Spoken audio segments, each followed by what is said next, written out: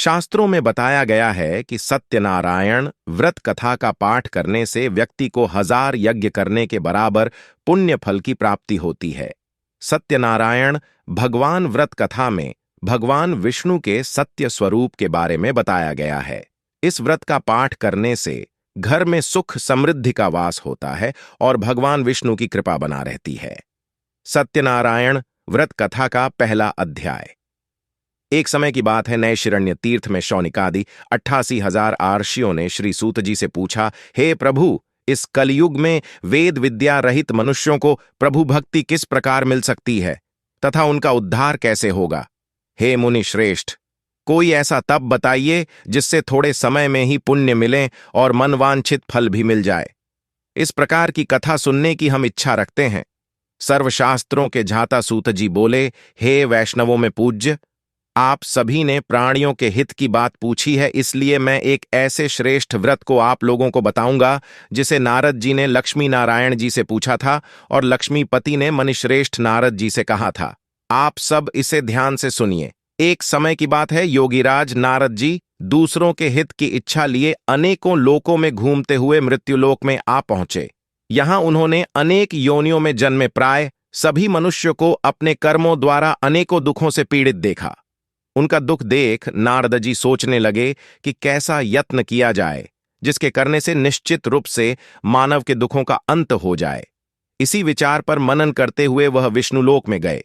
वहां वह देवों के ईश नारायण की स्तुति करने लगे, जिनके हाथों में शंख, चक्र, गदा और पद्म थे, गले में वरमाला पहने हुए थे। स्तुति करते हुए नारद जी बोले, हे भगवान, आप अत्यंत शक्ति से संपन्न हैं। मन तथा वाणी भी आपको नहीं पा सकती हैं। आपका आदि, मध्य तथा अंत नहीं है। निर्गुण स्वरूप सृष्टि के कारण भक्तों के दुख को दूर करने वाले हैं। आपको मेरा नमस्कार है। नारद जी की स्तुति सुन विष्णु भगवान बोले, हे मुनिश्रेष्ठ, आपके मन में क्या बात है? आप किस काम के लिए पधारे हैं, उसे निसंकोच कहो। इस पर नारद मुनि बोले कि मृत्यु लोक में अनेक योनियों में जन्मे मनुष्य अपने कर्मों के द्वारा अनेकों दुख से दुखी हो रहे हैं।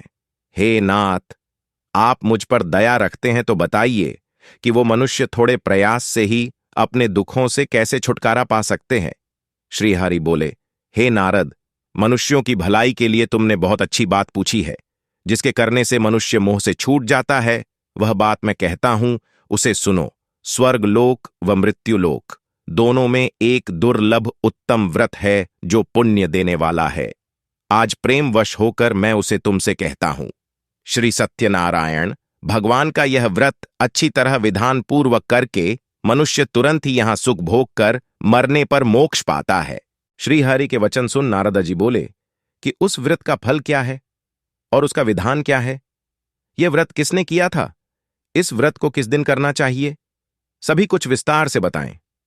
नारद की बात सुनकर श्री हरि बोले, दुख व शोक को दूर करने वाला यह सभी स्थानों पर विजय दिलाने वाला है।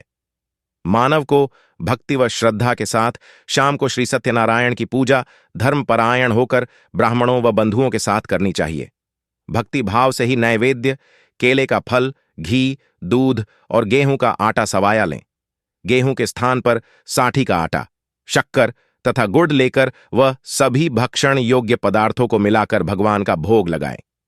ब्राह्मणों सहित बंधु बांधवों को भी भोजन कराएं, उसके बाद स्वयं भोजन करें। भजन कीर्तन के साथ भगवान की भक्ति में लीन हो जाएं।